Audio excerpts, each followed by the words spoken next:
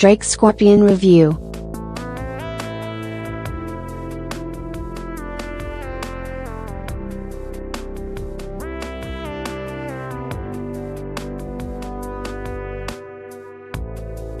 Tarnishing the release of Scorpion was an appropriately venomous narrative.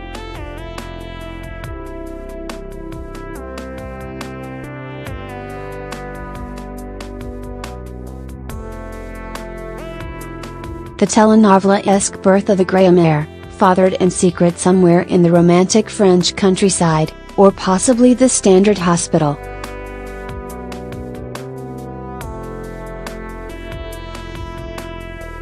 In a vacuum, the birth of Drake's son is nothing particularly unheard of, least of all in hip-hop.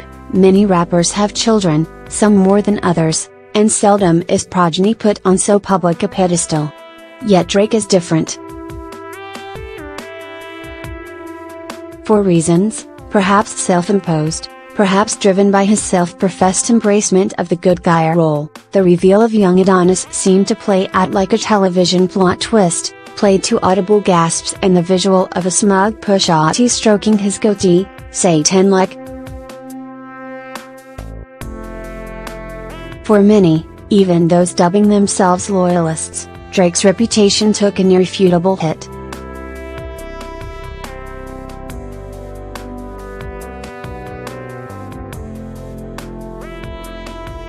Though few would dispute Duppy was a respectable first strike, public opinion soon came to favor the counter-repost of the story of Adidon. It didn't take long for the once adoring public to turn on Drake, and soon, October's very own felt very much on his own. While a Drake record may have previously set the summer ablaze, it felt more akin to the scene from Toy Story, where Andy trades in the stalwart Woody for the postmodern delights of Buzz Lightyear. Ubiquity is a gift and a curse. Only when one reigns so mightily at the top, can the descent to the bottom be such a public affair. While the masses cherish an underdog, they're often quick to forget their role in shaping such a figure to begin with. It's strange to imagine Drake, with all his broken records, platinum plaques, and worldwide recognition, as an underdog. Yet Scorpion felt weighed down by a cumbersome set of expectations. Despite reports that the Pusha T beef was dead, some wondered if Drizzy had a response tucked away in the stash. Anything remotely resembling pacifism reeked of defeat, even if the moral compass so clearly favored the higher ground. Maybe that's why Scorpion still carried an aura of disappointment, despite being lined with many quality bangers.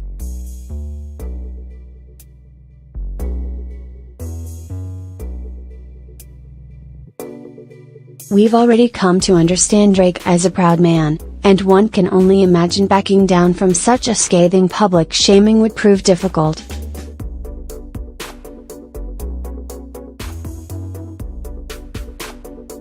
In that regard, a viable alternative might have been to counter Daytona with undeniable quality, a clear sense of vision, meant to encapsulate Drake in all his artistic glory.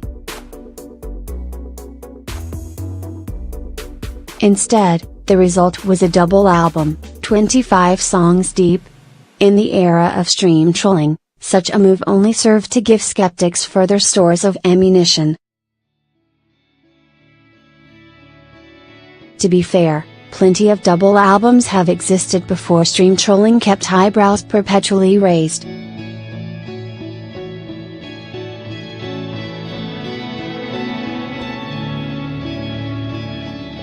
To write the dual-sided project off as a vain attempt at capitalizing on increased streaming numbers only serves to strip away all semblance of creative agency.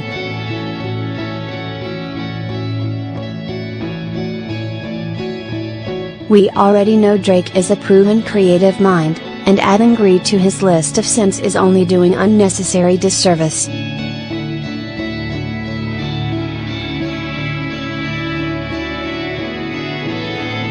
Ostensibly, the divide exists to satiate both factions of his core audience, broken down most succinctly through the basic dichotomy of rap and R&B.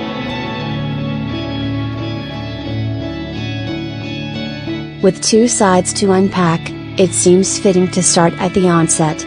Introductory cut. Survival finds Drake sitting in his comfort zone, blending deadpan wit with trademark introspection. Unfortunately, his choice to completely ignore the fallout of it item puts fans in a difficult predicament.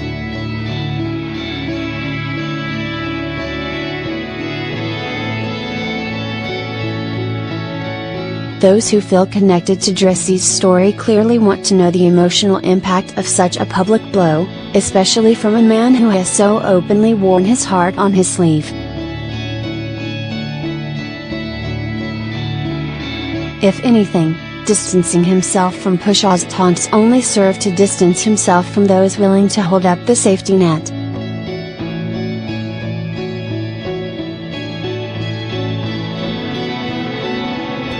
Luckily, the take Keith produced non-stop is hard enough to shake off the cobwebs.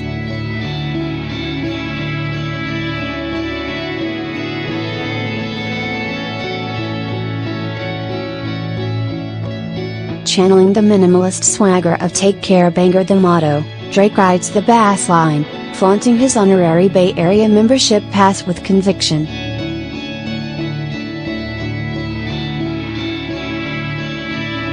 When he kicks into his "I'm a bar spitta" rhyme scheme, it's easy to remember what makes him such a compelling MC in the first place, evoking memories of Cash Money veteran Juvenil's sing-song delivery.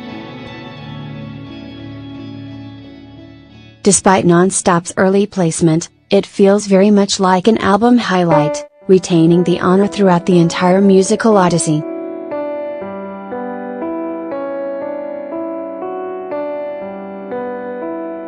From that moment on, Sida largely covers familiar ground, leading to the occasional moment of brilliance, largely evidenced by Emotionless, and the DJ Premier produced Sandra's Rose, though the latter raises questions over why Drake channels Bart Simpson in calling his parents by their given names. And while there is something validating about hearing Jay-Z snore "Ya all killed X and let Zimmerman live, Streets is done," the sheen of the statement is not enough to match previous drops Light Up or Pound Cake. Is it enjoyable? Of course. But it still feels like treading water, when swimming is merely one element of the triathlon.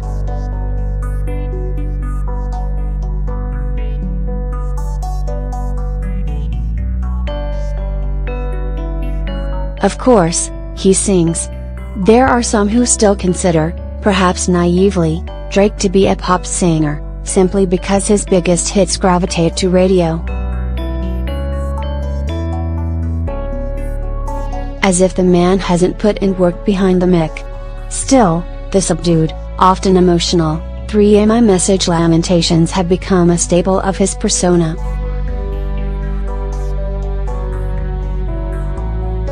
Therefore, it's no surprise that Side B features plenty of entertaining melodic moments throughout its refreshing, if occasionally subdued runtime.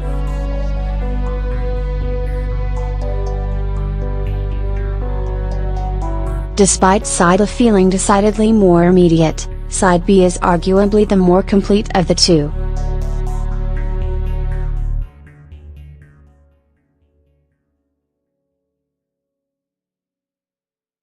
Like its predecessor, Side B starts off with Strong, with the muted melancholy of Peak and the infectious sentimentality of Summer Games, which feels inspired by known Drake favorite Stranger Things. Despite being thematically reminiscent of an iconic Grease number, Summer Games has all the makings of a Drizzy radio banger.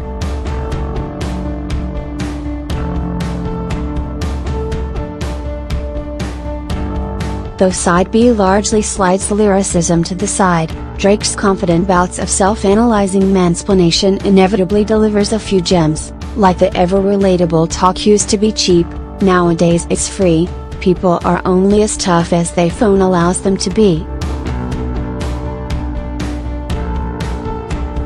From that moment onward, Scorpion continues along the path, never straying into unpleasantness.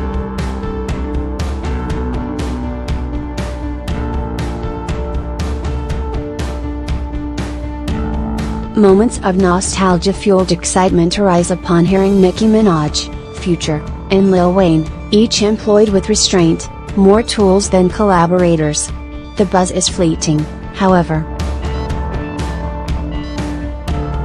By the time Closer March 14th rolls around to provide a sense of closure to the Adonis saga, it feels almost like an after-credits scene, a scene with quality writing to be sure, but an afterthought, especially given that many awaited its arrival with bated breath.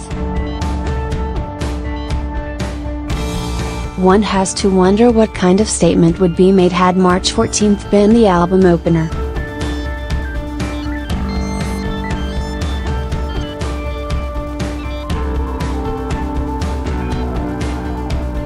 Might the greater thematic narrative have changed in any way?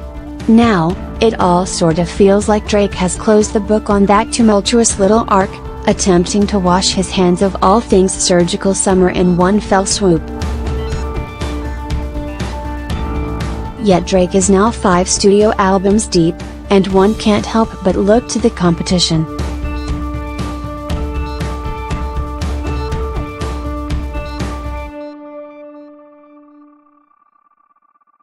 Consider Drake's most obvious parallel, Kendrick Lamar, with whom the public harbor an unyielding love affair, call it the honeymoon stages, call it a well-earned trust.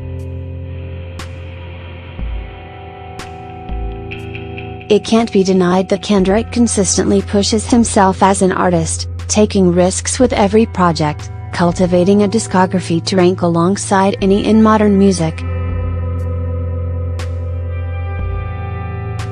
It serves to put Drake's legacy in perspective. The man has the talent, and his writing can rival that of any rapper. Look no further than More Life Closer Do Not Disturb to bear witness. Instead, Scorpion felt doomed to be cursed by an inherent set of unobtainable expectations. Perhaps that was our own masochistic doing.